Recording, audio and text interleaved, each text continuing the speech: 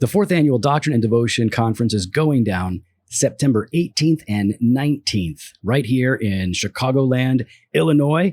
For all the details, head on over to doctrineanddevotion.com/conference. But stay tuned. We'll give you a lot more information in just a little bit.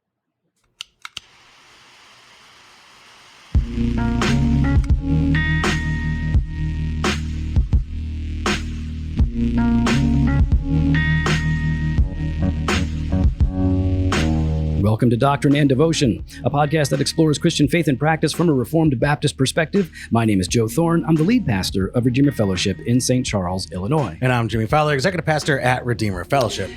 Jimmy, I'm just wondering, I want to make sure, do you have your phone notifications off? Are they silent? I don't want to be interrupted. Why? What are you doing? No, I just want to know. What are you doing? Is your notifications off right now? Yes, it is off. All right, now, is it in Do Not Disturb mode? Do not disturb mode, yep. Okay, so I've noticed in Do Not Disturb mode, when you have your phone in Do Not Disturb mode, you won't get notifications except from your VIPs. No. I have it set that it's only for repeated callers. So you've turned off no VIPs. Okay. Correct. Because I call you. Oh, that's you, and you're that's always what like, you were hoping to try to get me on? No, I had a question. You saw that you're on my VIP list, and that was your thing of like, oh, here you are not responding to me. Yeah. Because I don't allow VIPs to call me. Okay. Because that's my time. But now I know I just call twice. And then it'll get through. That's what I needed to know. Yeah, repeated callers. Okay. If you call back within like a certain time frame. See, because here's the thing. I got rid of all of my VIPs except for a couple, and you're one of them. Let me see. Show me. All right, hang on. I got it. And I got to bring my phone. No. You cannot sit there and try favorites. to add. Let me see it. Number 3. Oh, there's so many people on there. Home gen. Well, no, I haven't deleted those yet. I thought I did.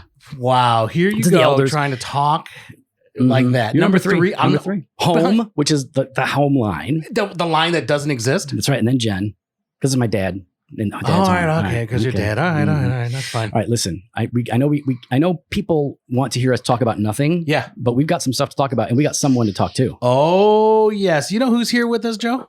Who? Virtually. I don't know. You don't know? No, I can't. All I see is like if a Hawaiian shirt and an African safari shirt had a baby. That's what I'm looking at on the screen. You're missing something. Oh. If you had the Hawaiian shirt, African shirt, and the Shekinah glory. Oh, that's better. Then you've got right there, Jim the Man Renihan, right there on our screen. Hey, Jim. Hey, guys. How are you?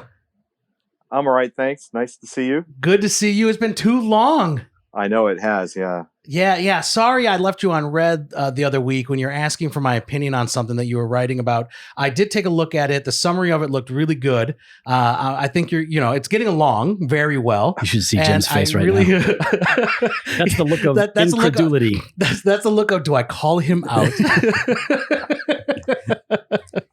Now, if for those of you who don't know, which means you're not a real Baptist, which is okay, you can still become one. But if you don't know who Jim the Man Renahan is, Dr. James Renahan, he is what we would affectionately refer to as the Grand Poobah of Reformed Baptist theologians. The OG. He is a preacher, pastor, theologian, author, and he's the president of a seminary. Yeah. IRBS. Now, all those things are true. Yeah. So, Jim, how long has the seminary been in operation at this point? Well, that's a question that can be answered two ways. Right. We started in 1998 at Westminster Seminary, California. And then after 20 years at Westminster, we moved here to Texas to develop a full seminary program. So in one sense, we're in our 3rd year. In another sense, we're in our 23rd year. Awesome. Oh, wow. There you go. Yeah. Now, where in Texas, for those that don't know? Mansfield, which is DFW. We're just 30 minutes south of the airport. Okay. At any given time, how many guns are on campus? Since you're in Texas, I assume. Including the ones you carry. Yeah. The safari hunting rifles. So Jim is actually wearing a really cool shirt, and it's an African. It's an African. I knew it was a shirt from Africa. I knew that. But then, how did you figure that out, Joe? Well, it's got zebras and elephants and the continent of Africa all over it. You figured that out. I got and that. It's got right here, right? The collar and everything. Yeah, I really like it. Now, where did you get that shirt, Jim? I was curious. You started at Well, I've been to Africa twice, and I think it was a gift from some of the men I taught in Zambia about 6-7 years ago. Cool. I also have been to Namibia once, but I think it was from Zambia. I wonder, do you wear that shirt more often? Or do you wear the Doctrine and Devotion t-shirt we gave you more often?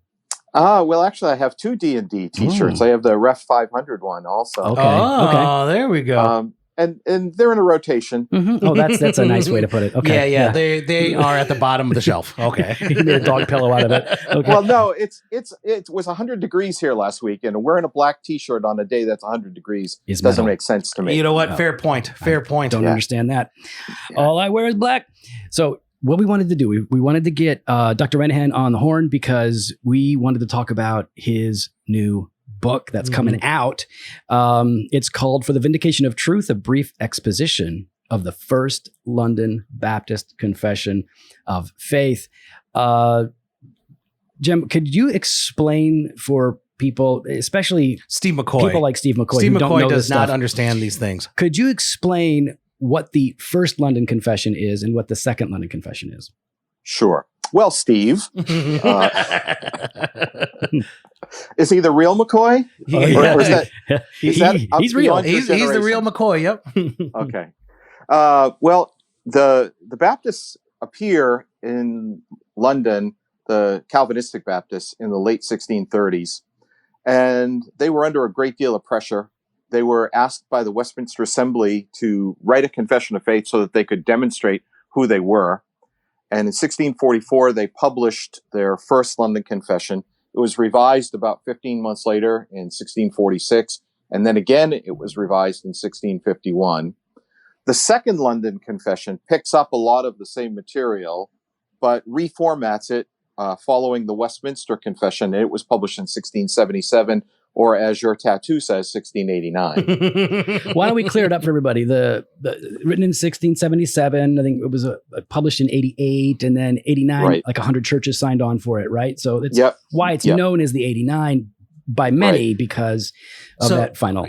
But Jim, I want to make sure we hit this point. Is his tattoo incorrect? Well, no, there was a year 1689. So it signifies the year, not necessarily anything to do with. It signifies the confession. Does it signify the confession? In Dr. popular Jim? culture, in popular culture today, yes, it does. Now, in academic learned men as yourself, I like to refer to it as the Second London, rather, which is how I refer to it. That's how your body. It's wrong. Because what am I going to put? Second London Confession. 2LC. I got Second London above it. Anyway, okay. Thank you, Jim. So, Jimmy, like we've got like all these confessions, and we always talk about the Second London Confession. Like that's our jam. So, this First London Confession, if the Second London is the big daddy, if that's the one that is most commonly used, it came later. And typically, when people do an update, it's usually the better one. Yeah, you're not going back to. You don't want the previous operating system. That's why we got rid of the Westminster, right? Yeah, because it was like, no, it's all right. Yeah. Why would you write a book on the First London Confession when most, Calvinistic Baptists probably haven't read it, at least the ones that I know? Yeah, well, that's a fair question. When I've taught my course that's called Baptist Symbolics, which is a study of Baptist confessions of faith, I began at the beginning with this 1644 Confession of Faith. And I typically would spend about 3 hours working my way through that confession before I got to the Second London. And over the years, many of my students and others who have attended that class have urged me to publish my lectures on the Second London. And in contemplating the possibility of doing that, I realized that I really wanted to do the First London as a beginning because it is the basis, and a lot of it is taken up into Second London. Yeah. So in many ways, it serves as a very important background to the Second London Confession of Faith. The same churches published the First London and the Second, although a lot more were involved in Second London, but those that published the first were also involved in the second. Some of the same men, some father and son duos were involved. In the letter at the beginning of the Second London Confession, they assert that the theology of the two confessions is the same. The the First London, though it may be less well known, is really very important in particular Baptist history. And so for all of those reasons, I decided to go ahead and before I did or finished my commentary on Second London, I wanted to do the one on First London. And thankfully, the publishers have committed to a 2-volume set. That's great. Oh, that's wonderful. So this is volume 1, and volume 2 is due to them at the end of next year. So I still have about nearly 18 months. The end of next year? Yeah, to the publisher. Yeah. I was hearing that I got a little birdie whispering to me that you might have it done at the end of this year. I don't know about that. Is it possible? I don't know. I got a lot of teaching coming up. I'll substitute for you. And the so conference it sounds schedule like is coming back. So Gotcha. Yeah. All right. We really want that, but we're excited for this. This is good. So you mentioned the Baptist Symbolics, right? And included with the title of the book is Baptist Symbolics Volume 1. For Steve, I want to make sure that Steve understands these things. Dr. Jim, what is Baptist Symbolics? Yeah. Okay. Well, Steve, symbolics is an old word that Christians used to refer to confessions of faith. They symbolize the faith for us. They act as a symbol for the faith. So that's just an ancient word that was used broadly to speak of confessions of faith. And of course, when you put the adjective Baptist at the front of it, it tells you that the focus of attention will be on Baptist confessions of faith. And because of our theological commitments, primarily Calvinistic Baptist confessions of faith. That's awesome. I love that. You've mentioned that the First London Confession is important for Baptists and understanding our history. And I think that's really clear, especially when you understand all the trouble that Baptists had, constantly fighting off rumors about who they are and what they believe. Like, just people got us wrong all the time.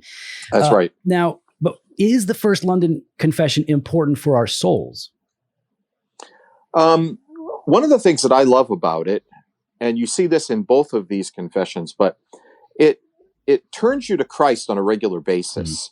It's not dry theology. It's a lively theology. And I think working through it slowly and carefully is a really good demonstration of that. It helps us understand that our faith is a theological faith, but a faith that warms the heart and calls us to devotion. It's sort of like, maybe it's doctrine and devotion together. Oh, yeah. I see what you did there. Yeah. Yeah. But that's a clever way to state it, but it really is true.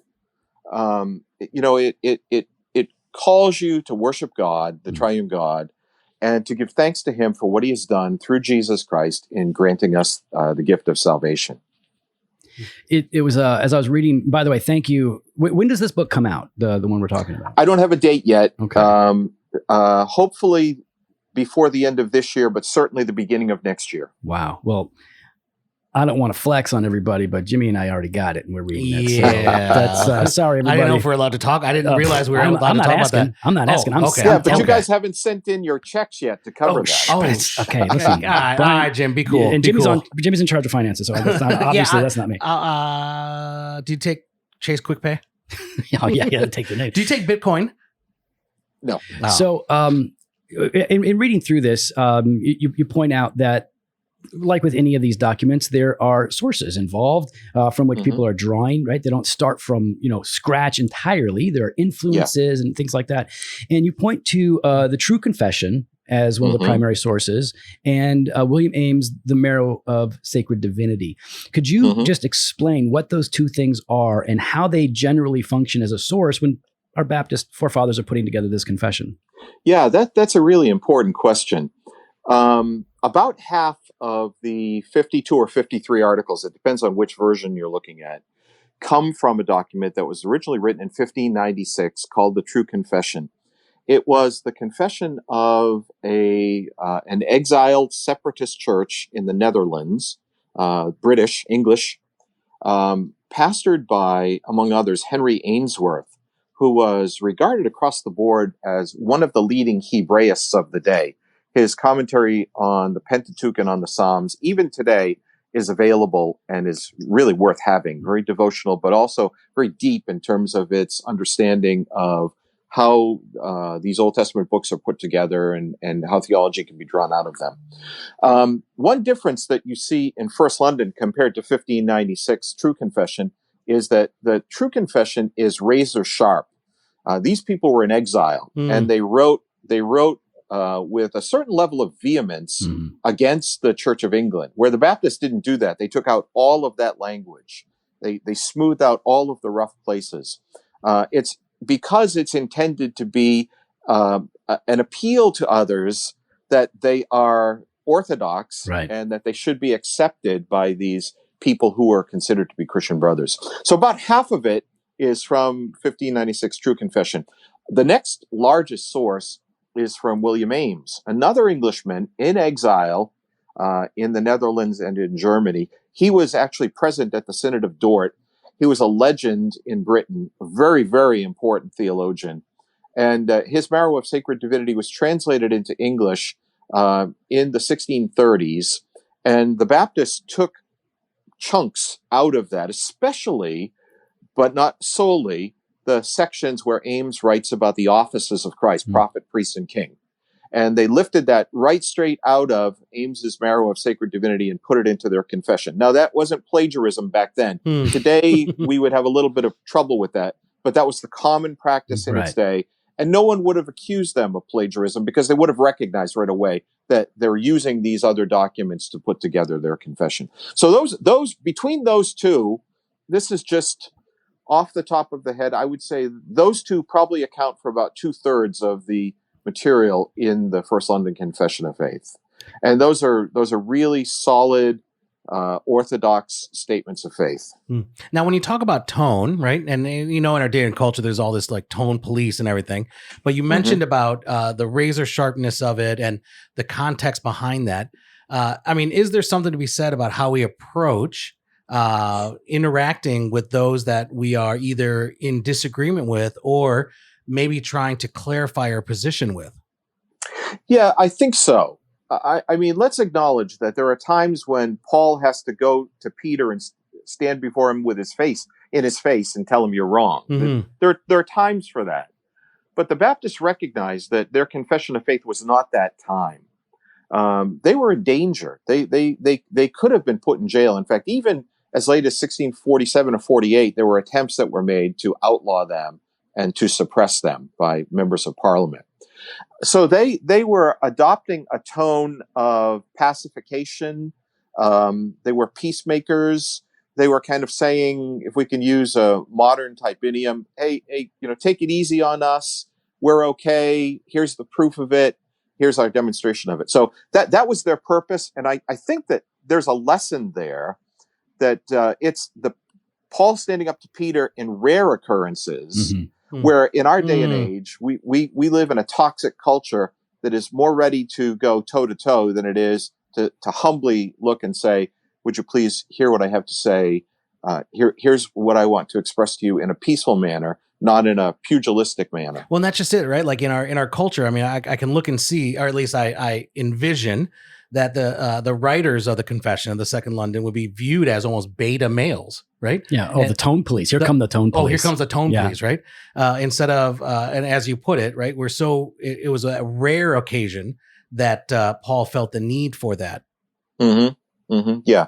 And it's true that there are times when we have to do that, but really what we ought to do is be peaceable and humble and gentle and show love and courtesy to others. And really that's what the Baptists are trying to do. And I think that, like, to me, it makes sense if we really believe that we have the Word of God and that we, by God's grace, have a grasp on it. It's like, I watch guys that I consider to be heavyweights, right?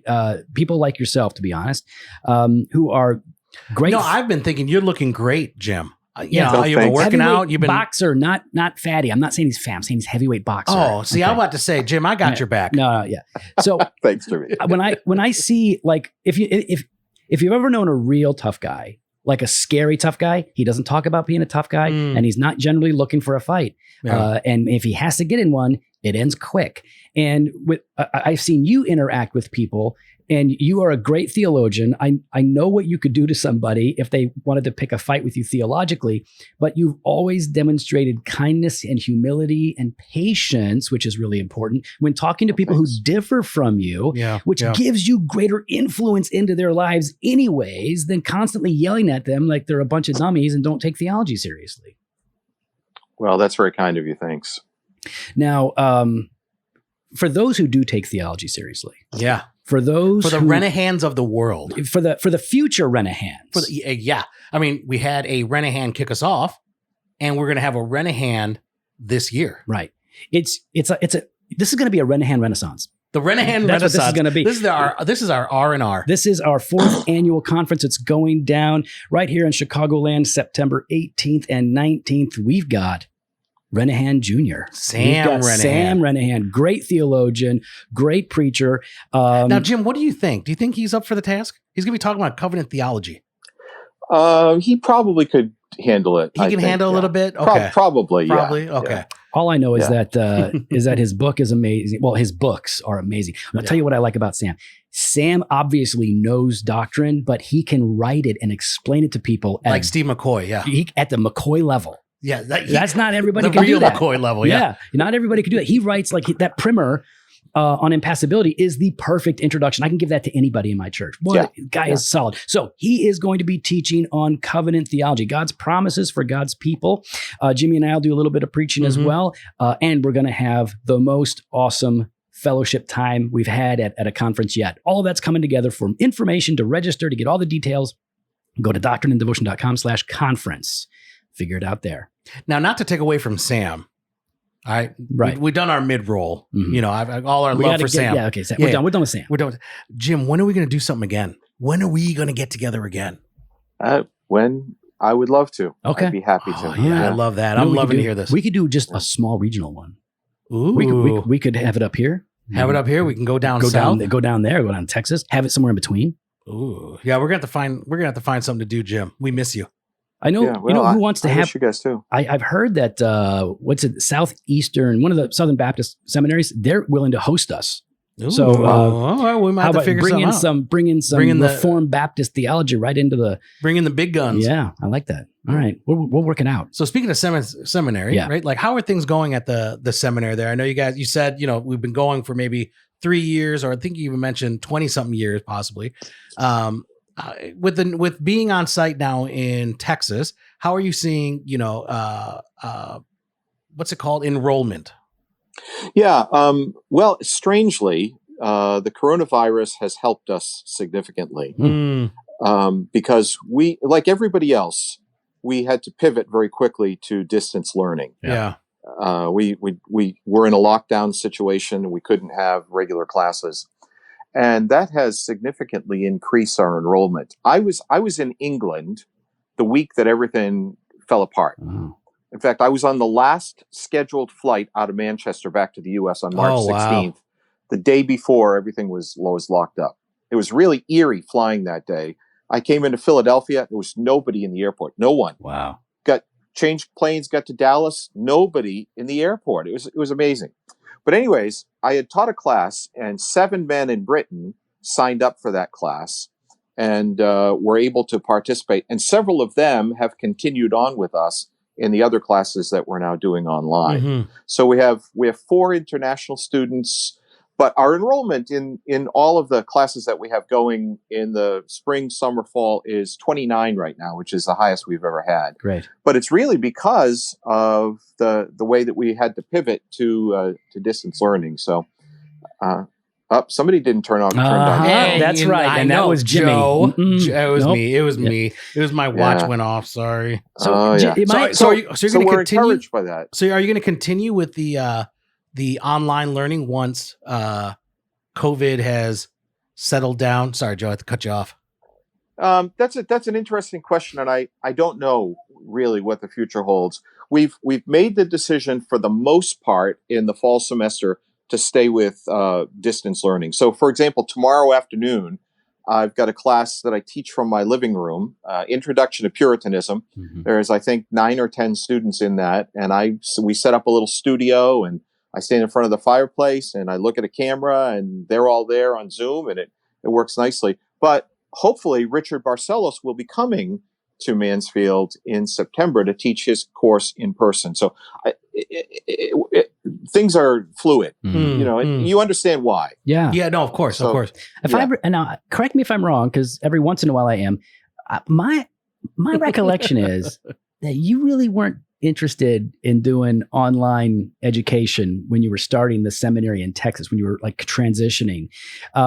Was that because I know I remember you valuing in class, in person, the conversational, dialogical context of it all. So first of all, am I correct in remembering you weren't really a fan? And then having done this now, do you see it as having more potential than you originally thought? Part A of your question, yes. Our preference was to be a residential school. Part B to your question, let me make it a part B1 and B2. Okay.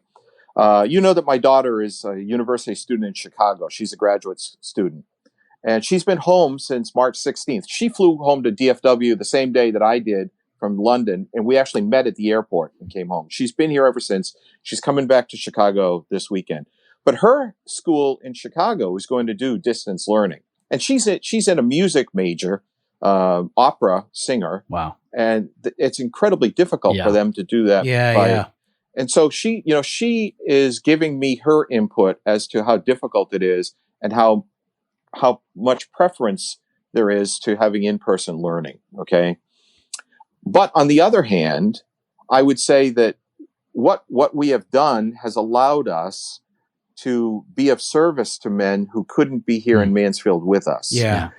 We have a Hebrew class that's going live in a couple of weeks, and it also will have students from Great Britain, I think Quebec, Canada, and the United States in it. So there are benefits and advantages that we simply couldn't have if everything were done residential. But at the same time, it's not exactly the same. So one more question on this. It seems like even when you guys started before the pandemic, it did seem like you were still putting out video content for people. And so is that another way? So will there always be video content? People can buy the course or get access to the courses afterwards, or some of them? Yeah, the video content that we were putting out and which is available were continuing education courses that we did years ago when we were in California. Okay. And those will continue to be available. The courses that we're currently doing online, we do make available to auditors. Okay. And to someone with a listener's pass, and they have different privileges depending on which status they choose. So those are available right now, and will continue to do so. I don't know what will happen after this semester, although I suspect that we will continue in some way to have some distance learning, especially because it helps students overseas to be able to participate in our program. So Jimmy, that's a great question. It has been in my mind constantly. I just don't know what the answer is at this point. You can pray for us that God would give us wisdom to know how to handle this. Well, and if Mike Beck is listening to this, Michael Beck, I know exactly what he's thinking. Well, you know what they say about, plans and everything, right? Well, like the great prophet, Mike Tyson said, everyone has a plan. Till you get punched in the face. Till you get punched in the face. COVID gave you a punch in the face. Yeah, it did.